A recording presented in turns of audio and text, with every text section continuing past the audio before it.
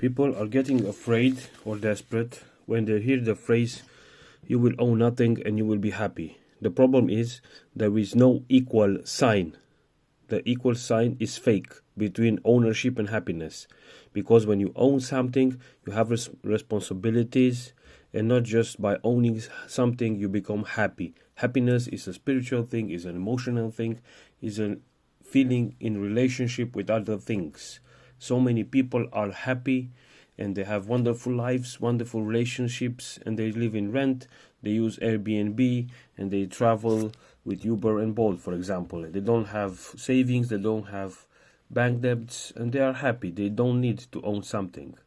Now, there are 15 keys, concepts tied to the idea of owning something, of not owning, and be happy. And this is a form of prediction about the future economic and social trend, particularly around the sharing economy, technological transformation, and post-ownership society. Now, here is the list of these 15 keys concepts of this idea. The first one is access to over ownership. People will prioritize access to goods and services. For example, cars, homes, entertainment, rather than owning them. Think like Netflix, Uber, Airbnb, services, renting tools, renting services. Second, subscription economy, a growing trend where everything from software to household goods is offered via subscriptions instead of one-time purchase. Number 3, digital rental culture. Even digital goods like music, movies, software, books are often rented rather than owned permanently. And owning, you need to have spaces to store things. If you don't own many things, you don't have these needs. Decentralized resource sharing. Number 4, peer-to-peer platforms allowing individuals to share items like tools, vehicles, reducing the needs for individual ownership. Number 5, smart cities and communal living.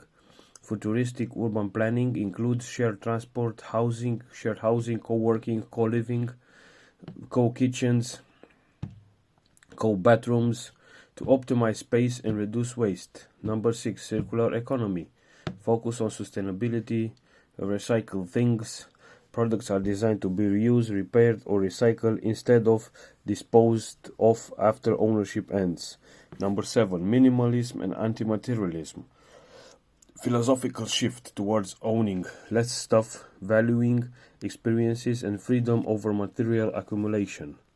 Number 8, AI, artificial intelligence driven optimization. Smart systems may manage what you use. Everything is connected to internet. Any device, any people will be controlled using these AI technologies and cameras and everything. Number 7, universal basic services. In some future models, basic services like transport, housing, energy, and internet might be provided collectively or by the state and not for individuals, for the community. People will pay subscription to the community internet resource, for example. Number 10, digital identity and ownership shift. Your online identity and reputation might matter more than physical assets and digital first society. For example, now your CV and all the information about you is available on internet, on social platforms. You have a digital image of your life before applying for a job. Number 11, corporate owned everything. Critics argue that the model benefits large corporations that rent goods, services perpetually, while individuals own nothing. A form of wealth will be transferred to those who will control it. For example, big companies now are buying the land, are buying the sources of water, the sources of energy, and they will establish the prices. If you don't produce something that's yours, that you use, you will buy everything, even the air. For example, someone could have a patent on the air. Number 12, loss of autonomy concern. Owning nothing could mean less independence if access is revoked. You are dependent on corporations or systems. Number 13, surveillance and control risk. Rent-based economies and subscription models might allow more data collection and behavioral control. 40. Inequality and power imbalance. If only a few entities own the infrastructure, power may become concentrated. And the last point is happiness reimagined. Supporters suggest freedom from ownership equals less stress, more mobility, and happiness from experience. From experience is not things.